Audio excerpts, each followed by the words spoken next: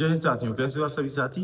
तो मुझसे काफ़ी साथी पूछ रहे थे कि जो भाई ये जीएडी की तरफ से एक राजपत्र जारी हुआ है, उसमें ईएसबी के द्वारा जो एग्जाम लिए जाते हैं उनका पैटर्न चेंज होने वाला है। तो उससे संबंधित क्या होगा, क्या पैटर्न चेंज होगा, और क्या जो मध्य प्रदेश पुलिस 2026 में वैकेंसी है दिसंबर में जिसका एग्जाम है, क्या उसमें भी पैटर्न चेंज होगा। और ये 1 साल और 3 नियम, 3 एग्जाम का नियम आखिर क्या है, तो पूरा ए टू जेड अपन आसान भाषा में समझेंगे। और इसका मध्य प्रदेश पुलिस कांस्टेबल की भर्ती जो 2026 में आने वाली है, इसका आखिर उस भर्ती पर क्या असर पड़ेगा। तो हम ए टू जेड पूरी जानकारी समझेंगे। सबसे पहले तो ये नियम समझ लेंगे आखिर ये नियम क्या है, क्योंकि किसी के बारे में सबसे पहले अपन को पता होना चाहिए। सबसे पहले ये नियम क्या है, नियम ये है कि आपको परीक्षा आपकी, मतलब इसमें 3 कैटेगरी की परीक्षा की बात की गई है। एक तो टेक्निकल परीक्षा, मतलब जो टेक्निकल परीक्षा होती हैं जिससे एलडीसी वगैरह, और दूसरी होती है शिक्षक विभाग की परीक्षा जिसमें सारे शिक्षक वगैरह जितने भी टीचर्स होते हैं सभी टीचर्स आ जाएंगे। और एक होती है सामान्य परीक्षा जिसमें एमपी पुलिस आ गई, एमपीएसआई इत्यादि प्रकार की जो परीक्षाएं होती हैं वो ये सामान्य परीक्षा होती है। तो मतलब इसमें 1 साल में 3 प्रकार की परीक्षा कराने के बाद की गई है। तो उसमें आपका यदि क्वालिफाई कर लेते हैं तो एक स्कोर कार्ड जनरेट होता है, तो 2 साल के लिए वैलिड होता है। और यदि भविष्य में कभी भी भर्तियां निकलती हैं, मान लो आपने सामान्य परीक्षा दी जिसमें एमपी पुलिस एमपीएसआई रहती है, और भविष्य में यदि एमपी पुलिस एमपीएसआई भर्ती निकलती है, तो यदि आपका स्कोर कार्ड अच्छा है तो आपके स्कोर कार्ड के हिसाब से ही आपको नौकरी दी जाएगी। और यदि आपका स्कोर कार्ड कम है, यदि आप सुधारना चाहते हैं, तो हर साल इसमें निकालने की बात की गई है कि हर साल 3 परीक्षाएं कराई जाएगी। तो आप अपना स्कोर कार्ड भी सुधार सकते हैं। और ये स्कोर कार्ड 2 साल के लिए वैलिड रहेगा। 2 साल के बाद आपको फिर से परीक्षा देकर नया स्कोर कार्ड बनाना पड़ेगा, तभी आप नौकरी ले पाओगे। तो कुछ ये चीजें हैं, आप समझेंगे कि आखिर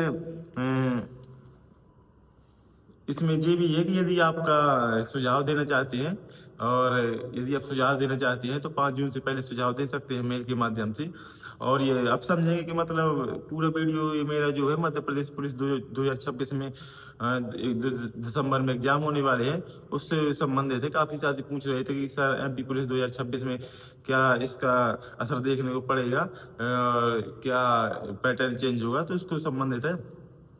और सबसे पहले बात करते हैं कि ये क्या असर पड़ेगा 2026 में। तो चूंकि तो इस जो आपने जीएडी का ये देखा होगा राजपत्र जारी हुआ, तो उसमें लिखा है कि अक्टूबर से लागू करा देंगे इसको, ऐसा लिखा देखा होगा।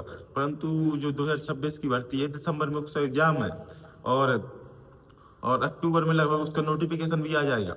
यदि ईएसबी की परीक्षाओं में ऐसा पैटर्न चेंज किया जाता है, तो जो परीक्षा है मध्य प्रदेश पुलिस 2026 की, तो वो संभव नहीं है। मतलब इतनी जल्दी चेंज करके परीक्षा करना मुझे तो मुश्किल लग रहा है।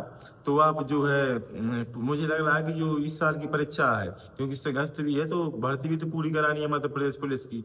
तो मुझे जो ऐसा लगता है कि पुराने आधार पर इस वाली भर्ती कराई जाएगी।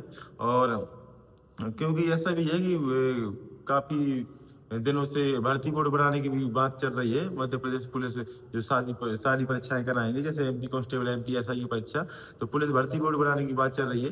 वो तो अलग बात है, परंतु जो मेरा पर्सनल सजेशन है, और ऐसे कम चांस है, हो भी सकता है, मैं 100% ऐसा नहीं कह सकता, परंतु चूंकि अक्टूबर में ये कह रहे हैं कि इसका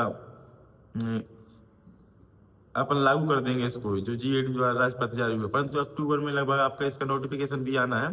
तो दिसंबर में इससे एग्जाम भी है जो ईएसबी के कैलेंडर में आप देख सकते हैं। तो मुझे लगता है ईएसबी के एग्जाम ये भी कराएंगे। तो आखिर सबसे बड़ा संशय ये है कि आखिर पढ़ें क्या, पढ़ने में सबसे बड़ा संशय है कि आखिर पैटर्न चेंज होगा कि नहीं होगा। तो सबसे पहले ये है कि आपको जो पुराना सिलेबस था उसमें मैथ रीजनिंग आपकी 60 से 65 नंबर की आ जाती थी, और बाकी पार्ट साइंस और एमपी जी के वगैरह का रहता था, तो 35 नंबर की ये हो जाती थी।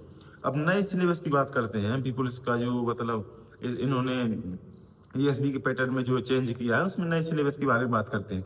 तो नए सिलेबस के बारे में ये है आपका इसका जो जी के वगैरह है, और जी की इसमें आ गई है 25 नंबर की, और एमपीजी की 25 नंबर की, और कंप्यूटर और मैथ रीजनिंग 25 नंबर की, और हिंदी 25 नंबर की, मतलब 25-25 नंबर की आ गई है। तो अब अपन चर्चा करते हैं कि आखिर कौन सा सब्जेक्ट पढ़ें, क्योंकि अपना सबसे मेन कंफ्यूजन तो यही है, आखिर पढ़ना क्या है। चेंज से कोई दिक्कत नहीं है, मतलब पढ़ने में सबसे ज़्यादा कंफ्यूजन है।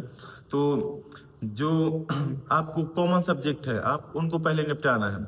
आप कॉमन सब्जेक्ट निपटाइए, जैसा कि मैथ रीजनिंग हो गई, और साइंस में तो इसके कहीं जिक्र ही नहीं है, और जी के पीजी की हो गई। तो ये चीज़ें आपको निपटाना है, क्योंकि ये चीज़ें अब चेंज भी होगा तब भी आपको फायदा है, और चेंज भी नहीं होगा तब भी आपको वही चीज़ें पढ़नी है। ऐसा नहीं है कि मान लो पहले मैथ रीजनिंग 60-65 नंबर की आती थी तो आप ज़्यादा पढ़ लेते थे, कम मतलब इस बार 25 नंबर की नए पैटर्न के आधार पर आना है, तब भी आपको उतना ही फोकस करके पढ़ना है, क्योंकि ज़्यादा नंबर और कम नंबर आने से कोई फर्क नहीं पड़ता। आपको चीज़ें पढ़ना है तो पूरी शिद्दत से पढ़ना है, पूरी चीज़ें पढ़ना है, तभी आप सिलेक्शन ले पाओगे। जो मेरा सजेशन है वो यही है कि आपको common subject math reasoning MPG की जी और जी के जी आपको निपटाना है। बाकी साइंस भी आती है, जो पुराने पैटर्न के आधार पर है, साइंस भी लगभग 6 से 7 क्वेश्चन देखने को मिल जाते हैं। तो साइंस को भी छोड़े नहीं, उसको भी पढ़ते जाए, क्योंकि जो मध्य प्रदेश पुलिस 2026 का मुझे लगता है कि पैटर्न इसमें फॉलो नहीं किया जाएगा, क्योंकि ये है कि अक्टूबर में इसकी नोटिफिकेशन आ जाएगा और दिसंबर में तो इसका एग्जाम ही दिखा रहा है, तो इतनी जल्दी चेंज होने की संभावना नहीं है। बाकी हो सकता है आगामी भर्तियों में हो जाए, और बाकी जो एक अनुमान है, बाकी 100% नहीं कह सकते, एक अनुमान है कि इसमें शायद ना हो। बाकी जितने आपके कॉमन सब्जेक्ट है वो आपको पढ़ना है।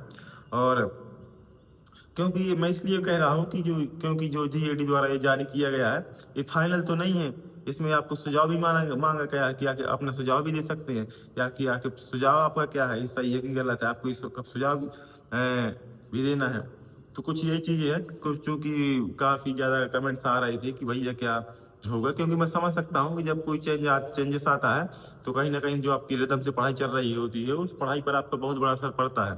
तो काफ़ी ज़्यादा परेशान थे, तो इसलिए मैंने सोचा क्यों ना आपके लिए वीडियो बनाया जाए। तो सबसे जो मेरा मेन पर्पस था वो यही था, आपको कॉमन सब्जेक्ट पर कमांड बनाकर चलनी है, आपको किसी भी सब्जेक्ट को छोड़ना नहीं है, और हर सब्जेक्ट पर कमांड बनाना है, क्योंकि जब 10 से 12 लाख फॉर्म डलते हैं, ये समझ सकते हैं कितने ज़्यादा फॉर्म डलते हैं, और उसमें आपको छट के आना पड़ता है। यदि आप ये समझेंगे कि जब पैटर्न चेंज होगा कि नहीं होगा, हो सकता है पैटर्न चेंज ना हो, और यदि आप अभी से पढ़ नहीं रहे हैं, आप बहाना बना लें कि पैटर्न चेंज होगा, बाद में देखेंगे, बाद में तैयारी करेंगे, तो आपको अभी से पढ़ना होगा, क्योंकि पढ़ाई कभी भी व्यर्थ नहीं जाती है। तो आप अभी से पढ़ें, जितने भी कॉमन सब्जेक्ट है, मैथ रीजनिंग हो गया, जीके हो गया, एमपीजी हो गया, ये तो पहले भी आते थे, अभी भी आते हैं, तो आपको ये तो पढ़ना ही है। बाकी जैसे हिंदी हो गया तो पैटर्न चेंज होने के बाद भी इसको अपन कर सकते हैं, हिंदी इतना बड़ा कोई वो नहीं रहता है, तो पैटर्न चेंज होने के बाद थोड़ा टाइम देंगे तो उसमें भी कर सकते हैं। तो यही है, और बाकी कोई डाउट हो तो आप मेरे को कमेंट करके पूछ सकते हैं। काफ़ी आप परेशान थे 1-2 दिन से, जब से जीएडी का राजपत्र जारी हुआ है, तो डाउट हो तो आप पूछ सकते हैं।